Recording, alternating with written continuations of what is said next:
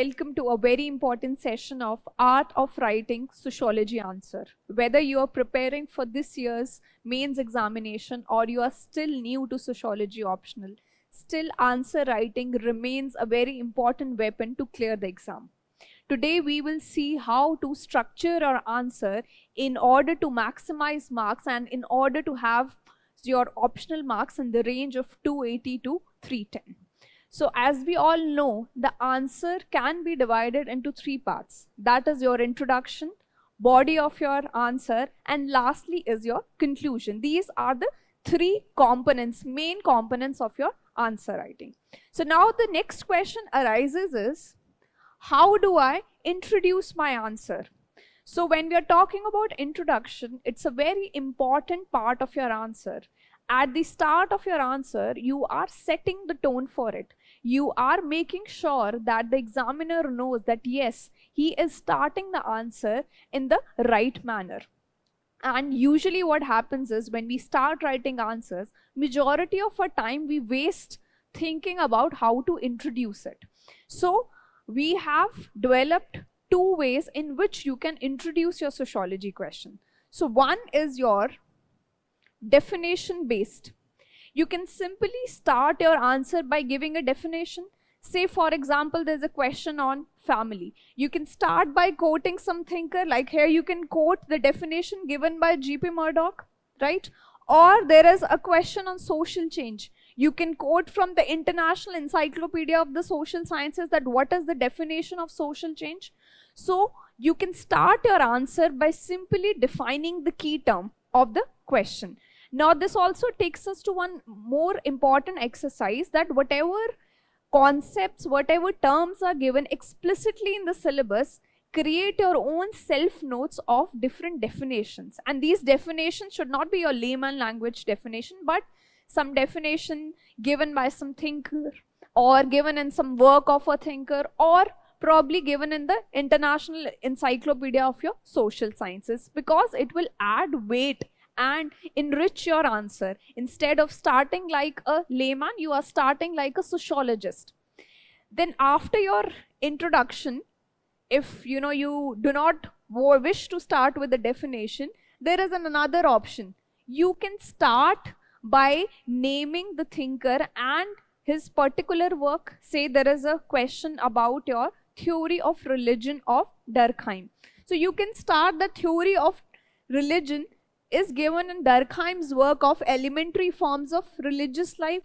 Or if you want to talk about Karl Marx's work on your theory of alienation, you can introduce your answer that this particular theory was there in his work of Economic and Philosophic Manuscripts of 1854. So like this, make a habit that if you are introducing any important theory of any thinker, you should be knowing in which work this particular theory has been there. So I've given you two ways. Either you define that term, definition given by some thinker, and secondly, you can start by naming the work in which that particular theory is there. So these are two ways in which you can introduce your answer. Next is body of your answer. Now for body of your answer, I want to tell you about a very important concept which is there in sociology. You all must have read about your Hegelian dialectics. So in Hegelian dialectics, there are three parts, right? For your body of your answer, we will be tackling two first parts. The Hegelian dialectics says that there is a thesis first, an idea, right? And then there is a counter argument to it, that is your antithesis, the opposing idea. So your answer, body of your answer should have two parts, thesis and antithesis. Thesis will have you will attend to the main demand of the question. If they are asking about theory of religion, you will be writing what is this theory. If they are asking about theory of alienation, historical materialism, you will be writing about the different points of this particular theory. That will be your thesis part.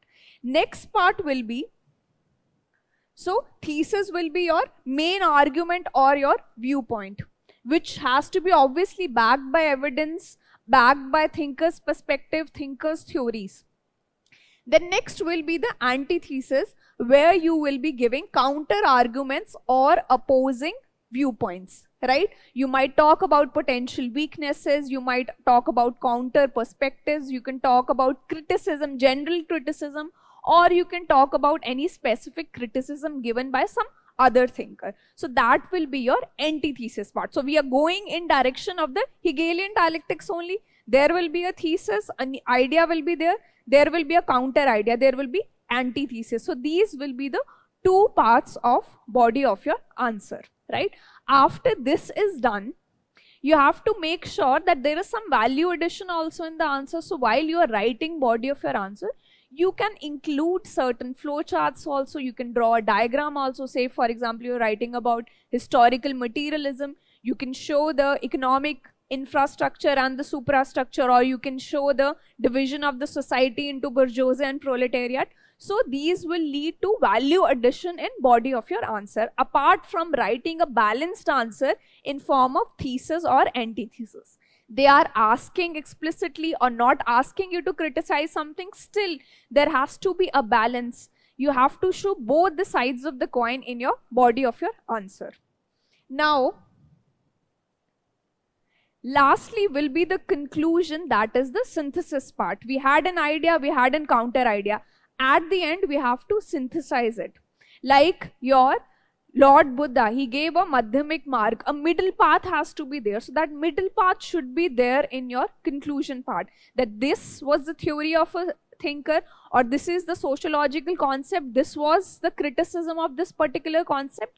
Then at the end, you have to say that this concept led to a lot of enrichment in the social, I'm just giving an example, enrichment of the sociological example, although it had some criticism, but still it had a important impact on the sociological knowledge. So like this, you will end the answer by giving, probably you can also give the relevance of that particular concept in today's life in spite of having criticisms in that particular theory. So like this, thesis, antithesis and synthesis, these three parts form a well-balanced, well-structured answer, which has the tendency to help you score at least 6 out of 10, right?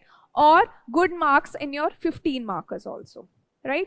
So now, in the next video, we will be taking up one PYQ and we will be using the same structure to explain that particular PYQ. Stay tuned. Thank you so much.